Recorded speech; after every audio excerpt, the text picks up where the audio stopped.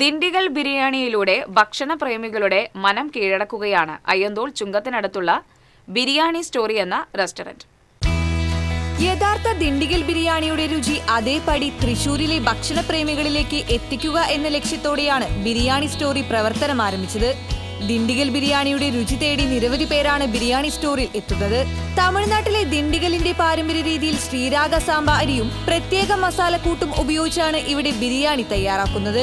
വളരെ നേർമയുള്ള പ്രത്യേക മണമില്ലാത്ത അരിയായതിനാൽ എളുപ്പം മസാല പിടിക്കും. വെളുത്തുള്ളിയും ഇഞ്ചിയും ഏലക്കായയും മറ്റ് സുഗന്ധവ്യഞ്ജനങ്ങളും ചേർത്ത പ്രത്യേക മസാലയാണ് ദിണ്ടിഗൽ ബിരിയാണിക്ക് അതിന്റെ തനതായ രുചി നൽകുന്നത്. അതുകൊണ്ട് തന്നെ ആസ്വദിച്ചു കഴിക്കുന്നതിനിടയിൽ ജാതിക്കയോ കരയാമ്പുവോ വില്ലനാകുമോ എന്ന പേടി വേണ്ട. മസാലക്കൂട്ടും അരിയും ഇറച്ചിയുമെല്ലാം വലിയ വട്ടകങ്ങളിൽ ആവശ്യമായ ചൂടിൽ തിളപ്പിക്കും. തയ്യാറാക്കി കഴിഞ്ഞാൽ ബിരിയാണിക്ക് കടും തവിട്ട് നിറമായിരിക്കും.